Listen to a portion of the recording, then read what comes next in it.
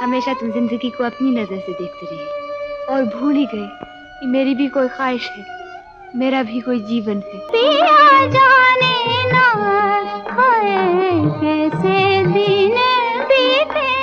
आज की अभिनेत्री हैं लीला नायडू जी, जो 50 और 60 के दशक की चमकती सितारा थी।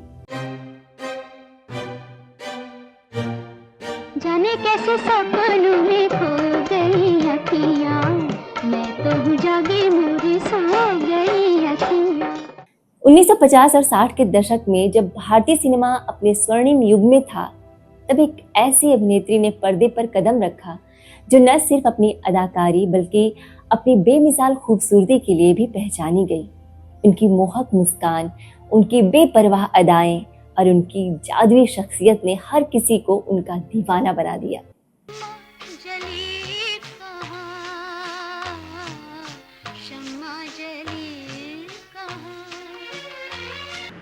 Doctor? Oh no, it would cost money. My husband, he... The windows are shut. Why did you send me for nothing? दोस्तों, ये कहानी है उस खूबसूरत अदाकारा की जिसकी मुस्कान पर पूरी दुनिया फिदा थी, जिसकी आंखों की गहराई में हर कोई खो जाता था और जिसकी जिंदगी किसी परी कथा की तरह शुरू हुई मगर एक दर्द भरी दास्तान बनकर रह गई। दोस्तों, मात्र 14 साल की उम्र में जब लड़कियां अपने सपनों को आकार देना शुरू करती हैं, तब उन्हें मिस इंडिया का ताज पहनाया गया। उनकी खूबसूरती का जलवा सिर्फ भारत ही नहीं बल्कि पूरी दुनिया में था। वो उन गिनी चुनी महिलाओं में से एक थी जिन्हें दुनिया की 10 सबसे खूबसूरत महिलाओं में शामिल किया गया। उनके चाहने वालों की लंबी कतारें लगी रहती थी। बड़े निर्माता, मशहूर अभिनेता, हर कोई उनके साथ काम करना चाहता था। हम ममनून हुए मलिका आलम, लेकिन आप जमाने भर की मलिका नहीं बन सकती। इस हसीन ताज की कसम कोई दूसरा आंख उठाकर तो देखे। लेकिन क्या कोई सोच सकता था कि इस सपनों की मलिका की असल जिंदगी किसी बर्बाद महल की गूंजती खामोशियों से भरी होगी। दोस्तों, इतनी कम उम्र में जब उन्होंने अपने से कई गुना बड़े एक अरबपति से शादी की तो हर किसी को लगा कि उनकी जिंदगी किसी परी कथा जैसी होगी। लेकिन जो हुआ वह किसी बुरे सपने से कम नहीं था।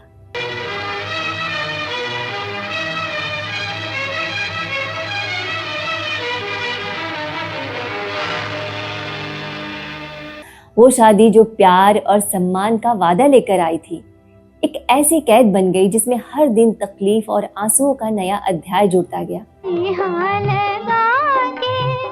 मैं पछताई,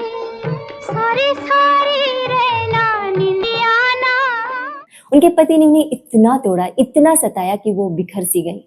और जब हालात हद से आगे बढ़े तो उनके अपने ही पति ने उनसे उनकी 2 मासूम बच्चियों को छीन लिया। उनसे कह देना कि उनकी माँ मर चुकी है। उनको समझाना, मेरी तरफ से प्यार करना। लेकिन यही अंत नहीं था। जब उन्होंने दूसरी बार शादी की तो शायद उन्होंने सोचा होगा कि अब जिंदगी उन्हें खुशियों का दूसरा मौका देगी। क्या हुआ? अनु, जो कुछ हो रहा है शायद ठीक ही हो रहा है। मैं कौन हूँ, कहाँ से आया हूँ, ये मैंने तुम्हें आज तक नहीं बताया। लेकिन दोस्तों, किस्मत को तो कुछ और ही मंजूर था। दूसरी शादी भी दर्द और जिल्लत का नया नाम बन गई। क्या हुआ? अनु, जो कुछ हो रहा है शायद ठीक ही हो रहा है। मैं कौन हूँ, कहाँ से आया हूँ, ये मैंने तुम्हें आज तक नहीं बताया। दूसरी शादी भी दर्द और जिल्लत का नया नाम बन गई। करोड़ों की मालकिन होते हुए भी वे टूटे फूटे मकान में एक नौकर के साथ रहने को मजबूर हो गई। एक दौर था जब दुनिया उनकी खूबसूरती पर कविता लिखा करती थी, और वो भी दौर आया जब उन्हें नशे की लत ने घेर लिया। वो जो कभी दुनिया की सबसे खूबसूरत महिलाओं में गिनी जाती थी, जिंदगी के अंतिम दिनों में इतनी बदहाल हो गई कि उन्हें पहचानना तक मुश्किल हो गया। सुन रहे हो? आ जाओ। और फिर एक दिन वो इस दुनिया को हमेशा के लिए अलविदा कह गई, अपने पीछे छोड़कर सिर्फ एक अधूरी दास्तान जिसे सुनकर हर आंख नम हो जाए।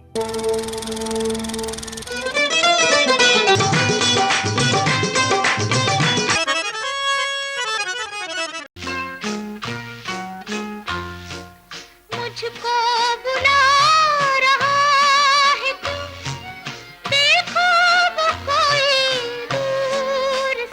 दोस्तों, ये कहानी एक महिला की ही नहीं बल्कि साहस, संघर्ष और आत्मसम्मान की मिसाल है। कैसे सपनों में खो गई अखियाँ, मैं तो हूँ जागी मोरी सो। शुरुआती दिनों में वैवाहिक जीवन तकलीफों से भरा था, तब भी उन्होंने परिवार की इज्जत को बचाने के लिए अपने दर्द को अंदर ही समेट लिया। मुझे यकीन है कि तुम मेरे बगैर अपने आप को अकेला नहीं महसूस करोगे। मगर जब जुल्म हद से बढ़ गया तो उन्होंने खुद को इस बंधन से आजाद करने का फैसला लिया। लेकिन लीला सिर्फ एक दुखियारी औरत बनकर नहीं रही, उन्होंने अपनी तकदीर को नए सिरे से लिखने की ठानी। उनकी खूबसूरती और व्यक्तित्व ने हिंदी सिनेमा की ओर उनका रास्ता खोला। जब उनकी तस्वीरें एक मैगजीन के कवर पेज पर आई तो राज कपूर जैसे दिग्गज भी उनकी काबिलियत से प्रभावित हुए, मगर लीला ने हर प्रस्ताव को ठुकरा दिया। अंततः ऋषिकेश मुखर्जी के प्रस्ताव को स्वीकार कर उन्होंने अपनी पहली फिल्म अनुराधा साइन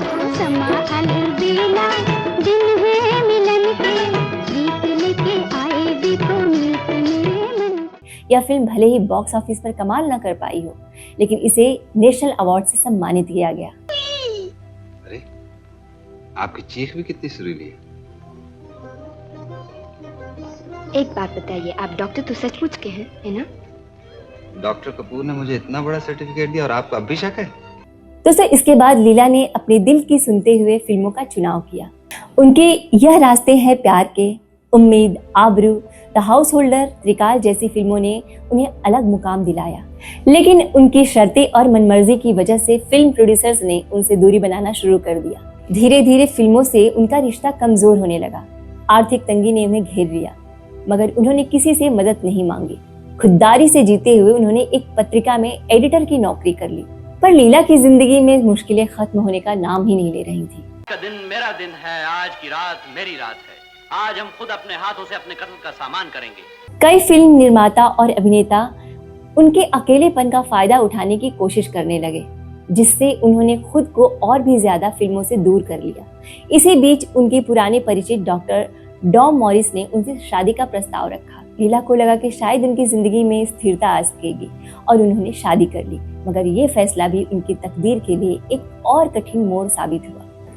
दोस्तों, मॉरिस पहले पति से भी ज्यादा शराबी और हिंसक निकले। लीला को फिर वही दर्द सहना पड़ा जिसे वह पहले भी झेल चुकी थी। जब उन्होंने अपने पति के दूसरे महिला से संबंधों के बारे में जाना तो उन्होंने इसका विरोध किया, मगर बदले में फिर से मारपीट झेलनी पड़ी।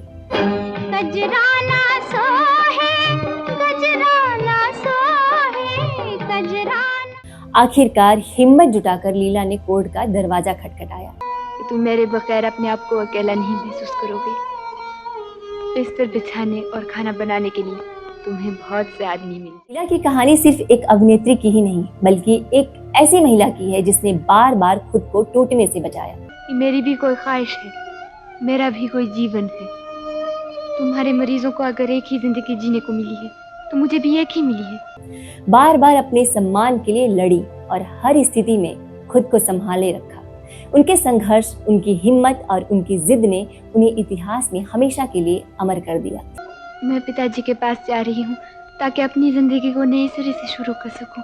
अपनी जिंदगी की दुश्वारियों से थक चुकी लीला ने आखिरकार डॉम मॉरिस से तलाक ले लिया और भारत वापस लौट आई।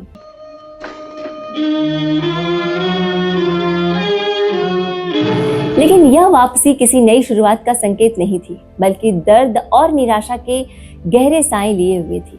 धोखे, तकलीफों और अकेलेपन ने उन्हें अंदर से पूरी तरह तोड़ दिया। अपने दुखों से बचने के लिए उन्होंने शराब और नशे का सहारा लिया और धीरे धीरे दुनिया से कटती चली गई। कभी 5 सबसे खूबसूरत महिलाओं में गिनी जाने वाली लीला अब मुंबई के कुलाबा इलाके के एक जर्जर मकान में एक नौकर के साथ रहने लगी। तकदीर ने जैसे उनके जीवन की सारी रौनकें छीन ली थी। और फिर एक और झटका लगा। 1991 में उनके पिता का निधन हो गया। पिता के जाने के बाद उनकी संपत्ति भी लालचियों और धोखेबाजों के हाथों में चली गई। लीला, जो पहले ही मुश्किलों से घिरी थी, अपनी विरासत वापस पाने के लिए अदालत के चक्कर लगाने लगी। लेकिन दोस्तों, मुकदमेबाजी से उनकी जो थोड़ी बहुत पूंजी बची हुई थी वो भी खत्म हो गई। मजबूर होकर उन्हें अपने छोटे से घर में किराएदार रखने पड़े ताकि गुजारा चल सके। समय के साथ उनकी हालत बदतर होती चली गई। कभी जिनकी एक झलक पाने के लिए लोग दीवाने थे, आज वही लीला गुमनामी के अंधेरे में गोता लगा रही थी। जब उनकी दयनीय स्थिति की खबर अभिनेता सुनील दत्त तक पहुंची तो वे फौरन उनसे मिलने पहुंचे। लेकिन लीला की हालत देखकर वह सन्न रह गए। इस सब से मेरा क्या वास्ता है? मुझे नेक्स्ट तो चाहिए। चेहरा झुर्रियों से भरा, सफेद बाल, कमजोर शरीर और पहने हुए कपड़ों में बस एक पुराना सा गाउन। समय से पहले बुजुर्ग हो चुकी लीला की आंखों में अब कोई चमक नहीं थी, बस दर्द और बेबसी थी। सुनील दत्त ने मदद की पेशकश की, लेकिन हालात ऐसे थे कि कोई ठोस हल नहीं निकल पाया। दोस्तों, लीला अब गंभीर बीमारियों से घिर चुकी थी। पेट और फेफड़ों में असहनीय दर्द होता, लेकिन इलाज के लिए पैसे नहीं थे। और फिर 28 जुलाई 2009 को 69 इयर्स की एज में लीला ने दुनिया को हमेशा के लिए अलविदा कह दिया। उनका जीवन जैसे एक उदास अध्याय बनकर बंद हो गया।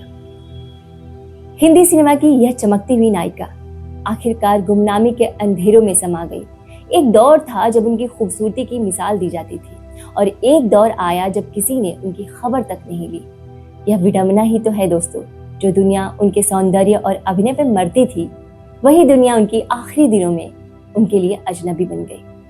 दोस्तों, लीला नायडू अब भले ही हमारे बीच ना हो, लेकिन उनकी फिल्में, उनका अभिनय और उनका संघर्ष उन्हें हमेशा अमर बनाए रखेगा। जब ये 50 और 60 के दशक की सबसे खूबसूरत अभिनेत्रियों की बात होगी, लीला का नाम हमेशा चमकता रहेगा। दोस्तों, लीला नायडू की ये कहानी सिर्फ एक अभिनेत्री की नहीं, बल्कि सिनेमा की चमक दमक के पीछे छिपी कड़वी सच्चाई की भी है। आप इस बारे में क्या सोचते हैं? क्या लीला की जिंदगी के साथ अन्याय हुआ? क्या फिल्म इंडस्ट्री को अपने कलाकारों को इस तरह छोड़ देना चाहिए? दोस्तों, अपने विचार हमें कमेंट बॉक्स में जरूर लिखकर बताएं। एर्नेस्टो, एर्नेस्टो, तुम जहां भी हो आ जाओ। एर्नेस्टो। दोस्तों, उम्मीद करती हूँ कि आज का वीडियो आपको पसंद आया हो। अगर पसंद आया हो तो प्लीज वीडियो को लाइक करें, शेयर करें और हाँ, कमेंट करना ना भूलें। अगर लीला नायडू जी से जुड़ी कोई भी जानकारी आप हमसे शेयर करना चाहते हैं तो कमेंट बॉक्स में हमें लिखकर जरूर बताएं। तो मिलती हूँ आप सबसे अगली स्टोरी में, तब तक रखें अपना ख्याल। नमस्कार।